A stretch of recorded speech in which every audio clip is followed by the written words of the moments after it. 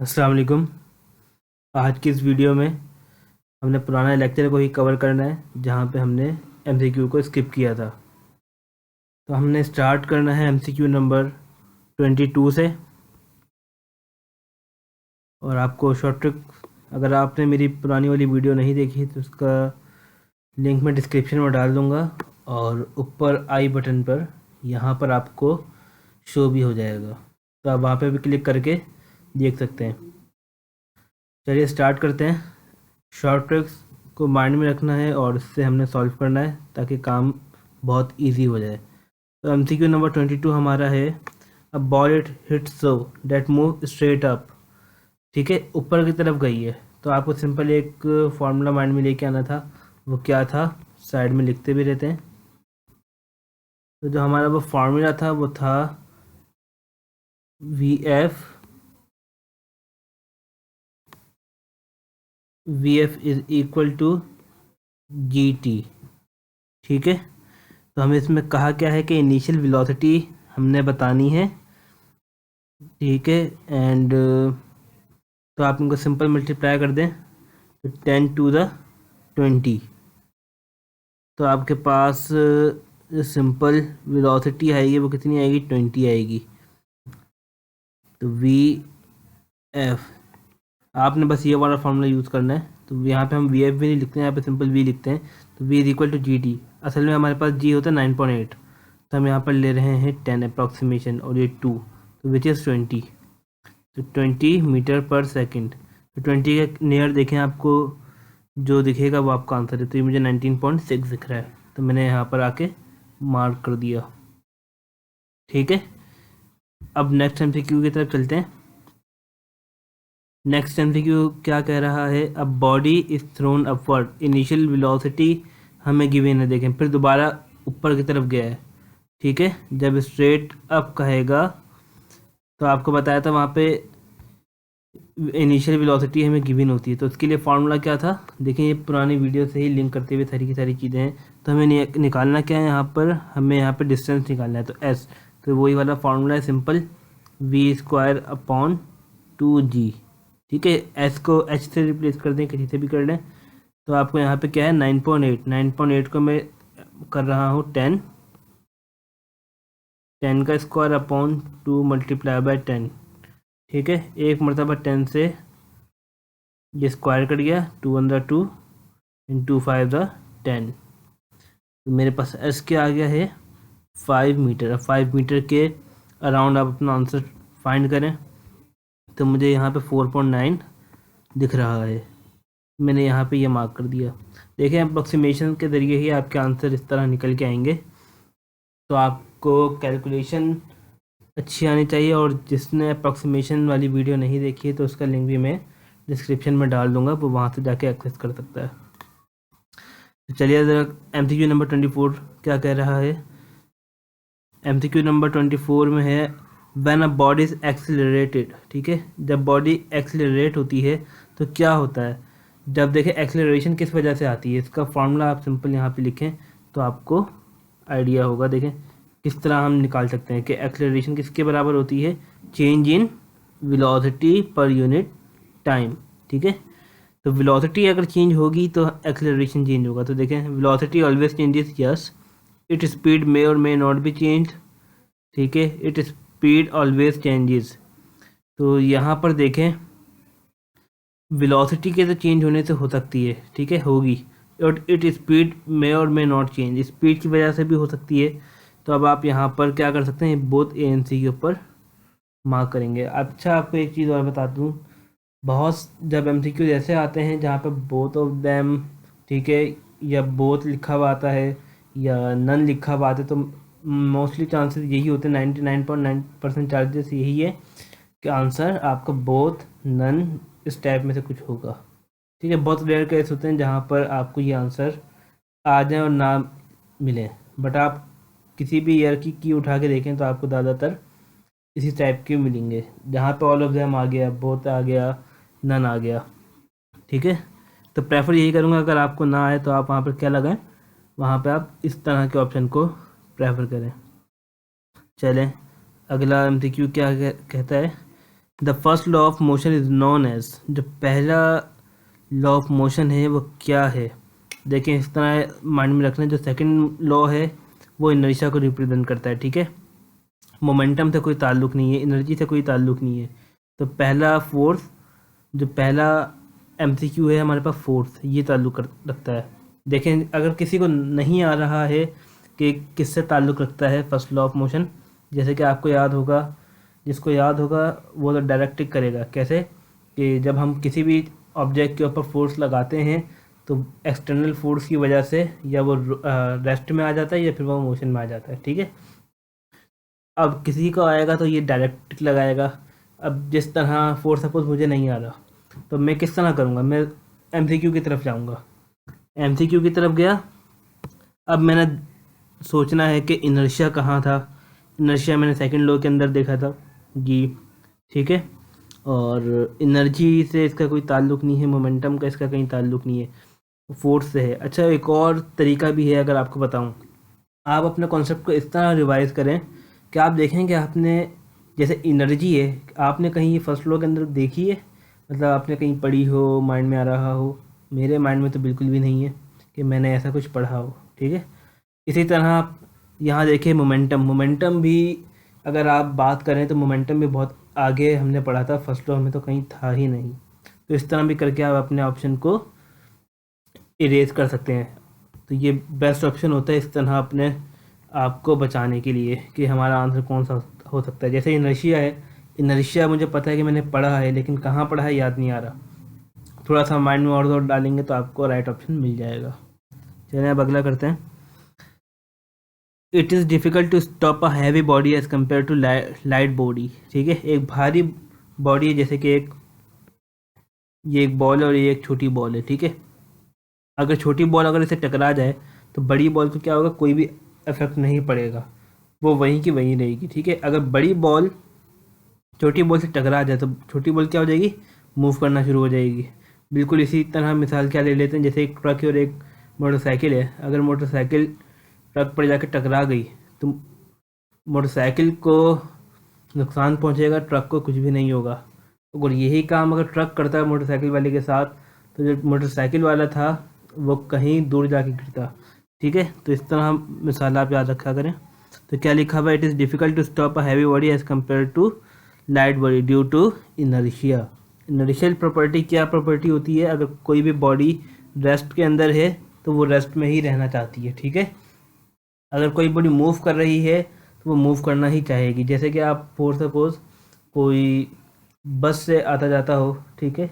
अगर बस चल रही हो और किसी ने वहाँ पे जंप कर दी, ठीक है, और वो वहाँ पे सीधा खड़ा होने की कोशिश करता है, तो क्या होगा, वो गिर जाएगा, ठीक है। बिकॉज ड्यू टू इनर्शिया, क्योंकि उसके पास, उसकी बॉडी में इनर्शियल प्रॉपर्टी थी जो कि बस मूव कर रही थी और वो बंदा खड़ा हो गया। तो ये बिल्कुल इनर्शिया के अपोजिट काम किया, तो इसलिए क्या हुआ, आपको उसका रिएक्शन मिला। चलिए अब अगला देखते हैं। The mass of a body is a measure of it, जो मास है of a body is measure of it acceleration, velocity, inertia और फोर्स। जो मास है वो बॉडी का किससे मेजर किया जाता है, एक्सेलरेशन से, वेलोसिटी से या फोर्स से। फोर्स से, जैसे कि वेट होता है, वेट इज़ अ फोर्स, ठीक है। चलिए अब देखते हैं। The agent which change to or tends to change the state of motion or uniform of motion is called force, ठीक है। और देखें ये फोर्स तो है, लेकिन ये देखें और स्पेसिफाई कर दिया फर्स्ट लॉ ऑफ मोशन। तो इस तरह आपने आंसर अपने लगा लिया। फिर अगला है, if a force is applied on a body, एक फोर्स है जो अप्लाई कर रही है बॉडी पर, and acceleration is produce. Acceleration वाला आपने याद रखना है, सेकंड लॉ ऑफ मोशन के अंदर होता है, ठीक है। और जो फोर्स होता है वो हमेशा किस डायरेक्शन में लगती है, जिस डायरेक्शन के अंदर एक्सेलरेशन प्रोड्यूस होगी। तो आपने देखना है, an acceleration is produce in the direction of force, yes, इसी डायरेक्शन के अंदर होगी। और आगे भी देख लें, against the direction of force, नहीं। Perpendicular to the direction of force, बिल्कुल भी नहीं। No acceleration will produce. जब फोर्स लगेगी तो एक्सेलरेशन तो होगा, ठीक है। तो यहाँ पर इन द डायरेक्शन ऑफ फोर्स, जिस डायरेक्शन में फोर्स लगेगी उसी डायरेक्शन के अंदर एक्सेलरेशन भी होगी। तो अगला एमसीक्यू क्या है, तो ये हमारे पास क्या आ जाएगा, ऐसा unit of force is dyne तो नहीं है, ये CGS के अंदर आता है। स्लज हमारे पास FPS में आता है, न्यूटन इसका है। ठीक है, तो नेक्स्ट MCQ की तरफ चलते हैं।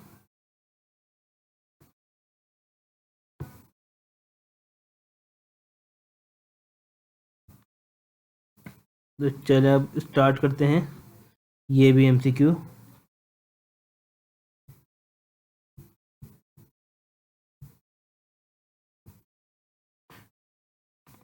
ये अगला है, if a body is hanging vertically with the help of string. ठीक है, एक धागे की मदद से लटकी हुई है, then it weight will act downward and tension will act in the upward direction. अगर आप लोगों को केस 1 केस 2 याद आ रहा है तो अच्छी बात है। जैसे कि एक धागा है, ठीक है, और यहाँ पे एक वेट है जो जिसका है mg, और यहाँ पे एक पुली है जिससे लटकते हुए यहाँ से आ रहा है। ठीक है, जो टेंशन होती है वो हमेशा अपवर्ड लगती है। तो आप इस तरह भी याद रख सकते हैं, जो न्यूटन का थर्ड लॉ है वो क्या कहता है, every force has equal and opposite reaction. मतलब क्या है कि जितना फोर्स नीचे की तरफ लगेगा उतना ही फोर्स ऊपर लगेगा, लेकिन डायरेक्शन अपोजिट होगी।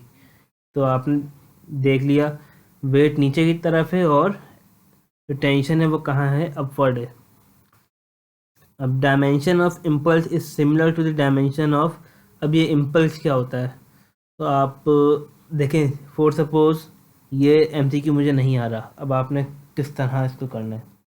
आप गए सबसे पहले, देखा इम्पल्स किस चैप्टर में था, इम्पल्स था मोशन इन फोर्स के अंदर। ठीक है, तो फोर्स के अंदर टॉर्क वाला तो आएगा नहीं। ठीक है, मोशन एंड फोर्स के अंदर वर्क थी नहीं। ठीक है, मोशन एंड फोर्स के अंदर एक मैंने मोमेंटम पढ़ा था, एक मैंने फोर्स पढ़ा था। ठीक है, अब फोर्स क्या थी, मास इनटू एक्सेलरेशन। ठीक है, और मोमेंटम क्या थी, m/v। और इम्पल्स अगर याद नहीं आ रही है तो आप देखिए इस तरह याद रखें, आपने एंगुलर मोमेंटम भी पढ़ा होगा। मीन्स कि बहुत सारे वे होते हैं जो कि अपने आप को माइंड में ला सकते हैं। एंगुलर मोमेंटम, जब change in angular momentum per unit time किया था तो आपके पास क्या आया था, सॉरी, जब change in torque per unit time तो आपके पास एंगुलर मोमेंटम आया था। तो आपने इसी तरह काम करते करते अपना आंसर को लगा लेना है। तो यहाँ पे मोमेंटम आ जाएगा, जब इम्पल्स आएगा तो इनकी डायमेंशन बिल्कुल सेम होती है इम्पल्स की। ठीक है, इम्पल्स का फॉर्मूला क्या है, इम्पल्स का फॉर्मूला है F/T डेल टी। ठीक है, तो ये फॉर्मूला है इसका।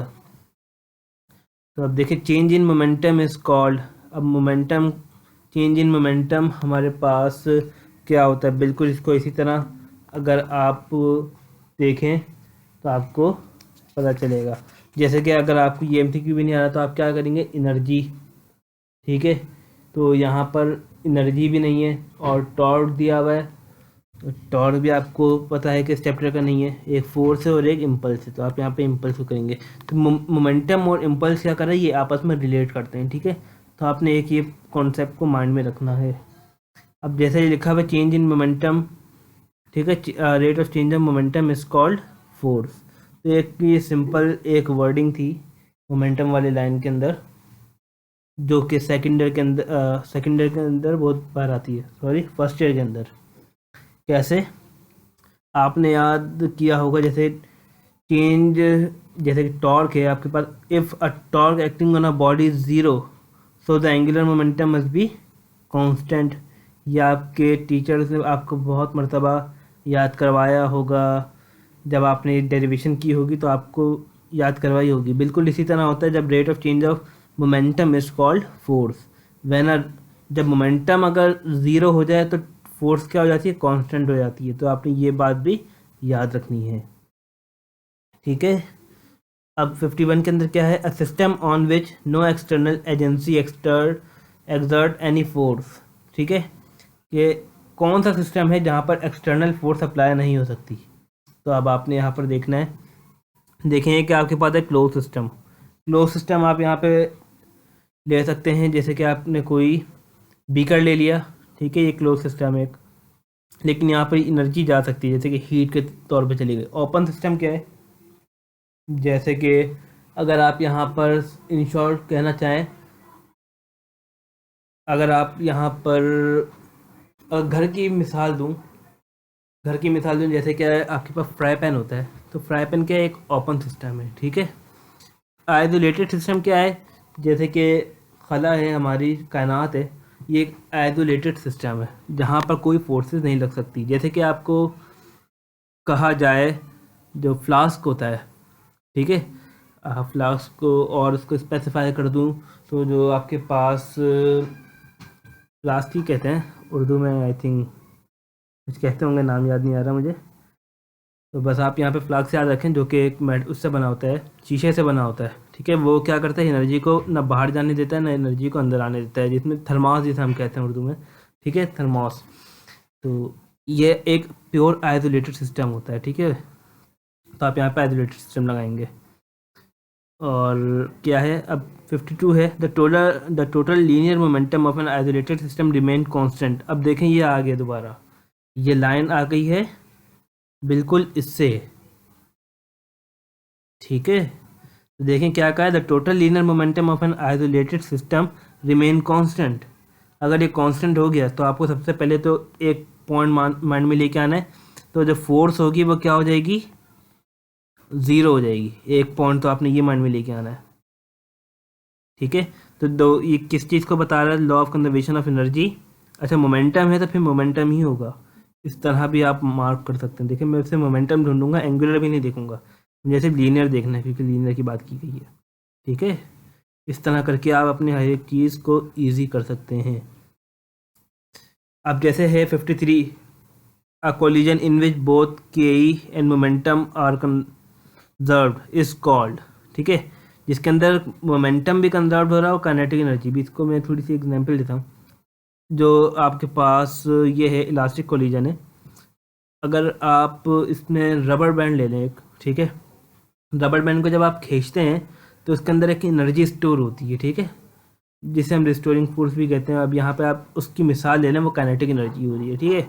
और एक मोमेंटम है जो कि जिस वेलोसिटी से वो मूव करते हुए जाएगा, तो ये इलास्टिक कोलिजन में आता है, ठीक है।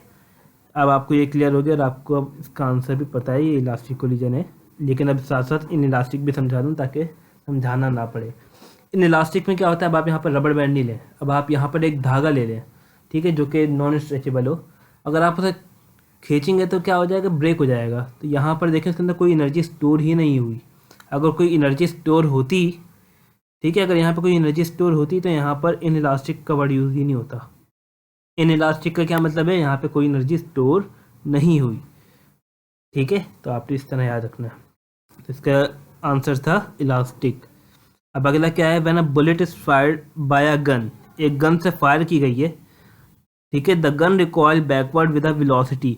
अच्छा, एक चीज़ और याद रखनी है अब यहाँ पर, जैसे कि एक बुलेट है ना, अगर किसी भी गन से फायर होगी, ठीक है, और जो गन रिकॉइल होगा, आपने याद किया होगा जो मोमेंटम होता है रिकॉइल का, वो क्या होता है, बराबर होता है। तो अब आपने देखा यहाँ पर, लेकिन यहाँ पे मोमेंटम की बात नहीं की गई है। जब यहाँ पर वेलोसिटी की बात की करेगा तो यहाँ पे क्या करना है, तो ये हमेशा लेस देन होता है बुलेट से रिकॉइल, ठीक है ना, ये हमेशा लेस देन होता है। जब अब देखें अगले एमसीक्यू में क्या कहा हुआ है, the bullet fired from a gun has momentum which is, जो मोमेंटम होगा वो क्या होगा, वो हमेशा बराबर होगा, ठीक है। ये हमेशा मोमेंटम हमेशा बराबर होता है किसी भी चीज़ का, क्योंकि total momentum equal in after collision is same, ठीक है। तो अब अगला एमसीक्यू क्या है, अगले एमसीक्यू के अंदर है, देखें ये तो थ्योरी बेस्ड हैं सारे के सारे। तो अब क्या लिखा हुआ है, the resultant force of a body moving downward when two bodies are connected in a string which pass over a pulley, ठीक है, जो कि पास कर रही हो दोनों पुली से। हमें क्या निकालना है, रिजल्टेंट निकालना है। तो क्या कहा हुआ, the resultant force of a body which is moving downward, जो कि नीचे की तरफ मूव कर रही हो। अच्छा, यहाँ पर हमने एक मार्क नहीं किया, ये ऑटोमेटिकली हो गया है।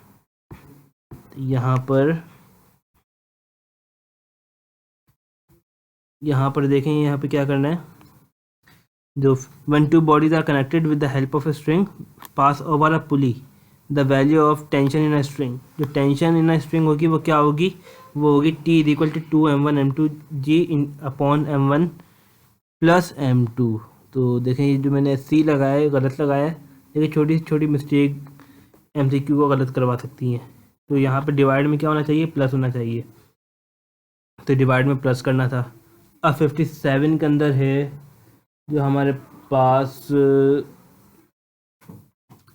The resultant force of a body moving downward, ठीक है, when a body are connected in a string which pass over a pulley. तो याद रखिएगा जो फोर्स होती है वो किसके बराबर होती है, जैसे कि एक पुली बना लेते हैं, यहाँ पर एक पुली है जो कि नीचे पास कर रही है, ये टेंशन है, ये टी है, ये वेट है जो कि नीचे की तरफ लग रहा है एम जी। जो रिजल्टेंट फोर्स होगी वो देखें क्या होती है, जो नेट फोर्स होगी वो किस तरह लिखा जाएगा, तो एक एफ नेट लिखते हैं हम, एफ नेट विच इज़, अगर हमने रेफरेंस ले लिया एम जी को तो यहाँ पे डब्ल्यू लिखा मैंने, डब्ल्यू की जगह एम जी, लेकिन अब जो टेंशन है कहाँ है, अपोजिट डायरेक्शन के अंदर है। तो अपोजिट डायरेक्शन के लिए आपको पता है जब फोर्सेस लिखते हैं तो यहाँ पे हम सम करते हैं, ठीक है, यहाँ पे प्लस लगाया, लेकिन जो टेंशन है वो अपोजिट डायरेक्शन के अंदर है, तो इस तरह लिखा। तो आपको पता है ये एफ एम ए होता है और ये एम जी माइनस टी, तो आपने इसको इस तरह कर लिया, ठीक है। तब आपने यहाँ पर देखना है एमसीक्यू ये कौन सा है इसमें राइट आंसर। तो आप एमसीक्यू नंबर सी देखें, यहाँ पर एमसीक्यू नंबर सी 57 का सी, तो यह इसका राइट आंसर है, ठीक है। अब अगले में क्या कहा है, when two bodies connected with an inextensible string which pass over a pulley and one body move vertically and other horizontally, ठीक है, the value of tension in a string. तो अब आपको ये चीज़ पता होनी चाहिए, तो इसका आंसर क्या है, T is equal to M1 M2G, option number B is the right answer, ठीक है। और 59 में देखें, when a body move vertically downward and other is vertically and the other is upward which are connected with a string pass over a pulley, the expression, देखिए इस पर क्या कहा गया है कि एक बॉडी मूव कर रही है वर्टिकली डाउनवर्ड एंड अदर क्या कर रही है विद अ स्ट्रिंग, तो ये मीन कि ये हॉरिजॉन्टल पोजीशन वाला है, ये केस 2 है। केस 2 के अंदर एक्सेलरेशन होता है वो हमारे पास होता है M1G divide by M1 plus M2, तो ये इसका आंसर है। तो अब आपने नेक्स्ट MCQ की तरफ चलना है। तो MCQ बहुत ईजी है, बस हल्का सा आपने अपने आप को इसके आदि बनाना है, तो आपको हर एक चीज़ क्लियर होती जाएगी। अब देखें अगला क्या लिखा है, when one body move vertically downward and other move with small horizontal plane which are connected with the string, the expression of acceleration, ये भी सवाल हमने पीछे किया है, यहाँ पर भी ऑप्शन नंबर सी है इसका आंसर। तो अब देखें यहाँ पर जो MCQ नंबर 61 है वो क्या है, which of the following is always equal in magnitude of force but opposite in direction. जो वेलोसिटी हो, जैसे टेंशन है, टेंशन हमेशा अपोजिट होती है, ये याद रखना है आपने, ठीक है। तो आंसर लगा देता हूँ, टिक कर देता हूँ, बाकी अब बताता हूँ। अब मास है, अब किसी बॉडी का मास है, लेकिन अगर अर्थ की ग्रेविटी या किसी की और की ग्रेविटी है तो वहाँ पर वो क्या करेगा, उसके ऊपर फोर्सेस लगाएगा जो कि नीचे की तरफ होगा, तो वो डाउनवर्ड है, ठीक है। तो यहाँ तो अपोजिट की बात होगी नहीं, जिस डायरेक्शन में फोर्स लगती है उस डायरेक्शन के अंदर एक्सेलरेशन मूव करता है, तो अपोजिट तो ही नहीं, जिस डायरेक्शन के अंदर डिस्प्लेसमेंट हो रहा होता है उसी डायरेक्शन के अंदर वेलोसिटी होती है, ठीक है। सॉरी जो गलत कह दिया मैंने, वेलोसिटी का बल्कि किसी से भी ताल्लुक़ नहीं है, वेलोसिटी समझे एक चेंज इन डिस्प्लेसमेंट होता है, ठीक है। तो टेंशन यहाँ पर अपोजिट होता है, वेट नीचे हो टेंशन ऊपर हो, इस तरह जैसे नॉर्मल रिएक्शन होता है, ठीक है। अब अगला है 62, the force which resist the motion of one surface on another surface is called, जो कि एक बॉडी को दूसरी बॉडी पर मोशन करने से रोके वो क्या कहलाता है, वो कहलाती है फोर्स ऑफ फ्रिक्शन। फ्रिक्शन क्या होती है, फ्रिक्शन एक अपोजिट रिएक्शन फोर्स होती है जो कि बॉडी को मूव करवाने में रोकती है। जैसे कि आपको एक मिसाल दूं, अब जैसे एक बाइक है, ठीक है, अगर बाइक के अंदर एक बाइक चला रहा है बंदा और पीछे से कोई इसे पकड़ के खींचे तो वह क्या कहलाएगा, वो एक बंदा उसे रोक रहा है, तो वो एक तरह की फ्रिक्शन है, ठीक है। उसके जो रास्ते में हर्डल आना शुरू हो गई है तो ये फ्रिक्शन कहलाती है। यहाँ पे राइट आंसर क्या लगाऊंगा, फोर्स ऑफ फ्रिक्शन। अब देखें काइनेटिक फ्रिक्शन और स्टैटिक फ्रिक्शन क्या होती है। स्टैटिक मीन पता होना चाहिए रुका हुआ, ठीक है। स्टैटिक फ्रिक्शन का मतलब है रुका हुआ, उसको रिप्रेजेंट करते हैं एफ एस से, ठीक है। और एक काइनेटिक फ्रिक्शन होती है जो कि मूव कर रही होती है। याद रखना कि जैसे कि जब हम लोग चलते हैं ना, तो वहाँ पर भी एक काइनेटिक फ्रिक्शन लगती है, वो क्या होती है, काइनेटिक फ्रिक्शन ऑफ फोर्स। और अगर हम रुके हुए होते हैं तो वो कहलाती है kinetic friction of static friction of force, ठीक है। अगर और याद रखिएगा हमेशा एफ एस होती है, जो स्टैटिक फ्रिक्शन होती है वो हमेशा ज़्यादा होती है, ठीक है। और जो हमेशा स्टैटिक फ्रिक्शन हमेशा ज़्यादा होती है, तो आपने यहाँ पर क्या लगाना है, जहाँ पे एफ एस ज़्यादा हो, तो एफ एस ये रहा पॉइंट, ठीक है। अब देखिए अगला क्या कहा है, when we try to move a body from rest. अगर किसी एक बॉडी कर रही हो, मूव कर रही हो और उसे रेस्ट करवा दिया जाए, then the force come into play and pull the body in opposite direction of force, ठीक है। तो यहाँ पर सिंपल क्या कहा गया है, when we try to move a body, अगर एक बॉडी को मूव करवाना चाहें वो रेस्ट के अंदर है, जो force into play and pull, जो फोर्स लगेगी वो क्या लगेगी, वो काइनेटिक फ्रिक्शन ऑफ फोर्स लगेगी। तो आपसे यहाँ पर काइनेटिक फ्रिक्शन क्या होगी, ज़्यादा होगी, तो यहाँ पर आपने काइनेटिक फ्रिक्शन पे टिक करना है, ठीक है। अब यहाँ पर अगला एमसीक्यू है, when we apply a force on a body to move it from rest, कि एक रेस्ट से मूव करवाना है, ठीक है। एक बॉडी है जो कि रुकी हुई है, उसको मूव करवा दिया, initially it will not move but a certain value of a force applied body start moving, the maximum static friction is known as, यहाँ पर हम इसे मैक्सिमम फ्रिक्शन भी कह सकते हैं, ठीक है, क्योंकि यहाँ पे स्टैटिक फ्रिक्शन हमेशा मैक्सिमम होती है, याद रखिएगा। अगला एमसीक्यू, अब देखिए, अब अगला एमसीक्यू क्या है, 66, when a body is moving over the other, ठीक है, the force of friction between them. अगर एक बॉडी दूसरे के ऊपर मूव कर रही होगी, ठीक है, जो फोर्स ऑफ फ्रिक्शन होगी बिटवीन देम, तो वो क्या होगी, वो होगी काइनेटिक फ्रिक्शन। काइनेटिक फ्रिक्शन वो फोर्स होती है जो जब बॉडी मूव कर रही हो, ठीक है। तो यहाँ पे काइनेटिक फ्रिक्शन को पे आपने मार्क करना है, तो यहाँ पे काइनेटिक फ्रिक्शन। अब आता है हमारे पास स्ट्रोक्स लॉ। स्ट्रोक्स लॉ आपने याद रखना है, या आपने फर्स्ट ईयर के अंदर भी पढ़ा नहीं होगा, बहुत कम लोग होते हैं जो इससे पढ़ाते हैं, क्योंकि ये पेपर में आता नहीं है। तो आपने सिंपल देखें यहाँ पर ये चीज़ याद रखनी है, जो स्ट्रोक्स लॉ होता है ये कहाँ पे अप्लाई होता है, ये हमेशा विस्कस मीडियम के अंदर अप्लाई होता है, ठीक है। तो बस आपने यहाँ पर विस्कस मीडियम को अपने फाइंड करना है, और इसका एक फार्मूला होता है जिसे हम ड्रैग फोर्स भी कहते हैं, और स्ट्रोक्स लॉ का। अब जैसे कि अगले एमसीक्यू के अंदर कहा हुआ है, वो होता है F = 6 pi eta R V, जो ये एन जैसा बना हुआ है इसे कहते हैं ईटा, ठीक है, ये होता है ईटा। तो ये आपने याद रखना है, ये एक फार्मूला है simple, 6 pi eta R V, ठीक है।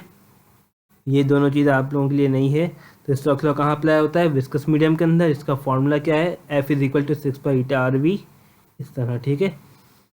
अब अगला सवाल है, देखें, a box of mass m, जिसका मास m है और इसकी स्पीड v है, across a frictionless floor, if a sudden explode, एक एक्सप्लोड होता है इनटू 2 पीस, 2 पीस में टूट जाते हैं, एक मास m है, m1 कितना हो गया, तो जैसे कि एक ये मास है, ये था 6 kg का, एक्सप्लोड हो गया वो बचा इतना, तो जो दूसरा पार्ट होगा वो कितना होगा, वो होगा, अगर ये 2 का है तो अगला वाला कितने का होगा, 4 का होगा, ठीक है। तो अब यहाँ पे फाइंड आउट क्या करना है, हमें सेकंड वेलोसिटी मालूम करनी है जो दूसरे पार्ट की।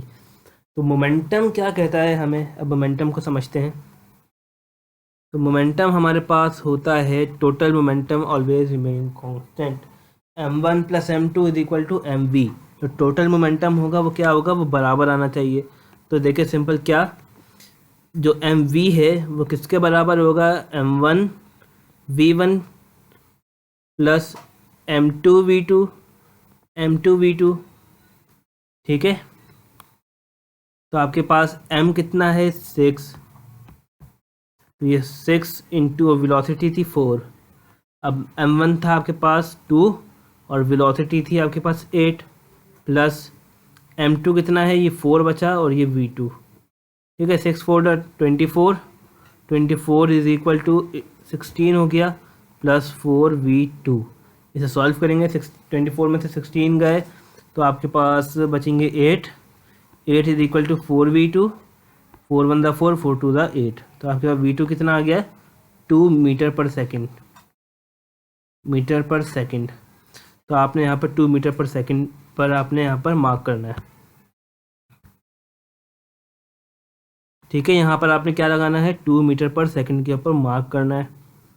अब एक अगला MCQ है जो कि आप लोगों को याद होगा कि मैंने पिछली वाली वीडियो के अंदर एक्सप्लेन किया था अच्छे से। तो यहाँ पे लिखा है which of the following graph represent the displacement time graph for uniform motion.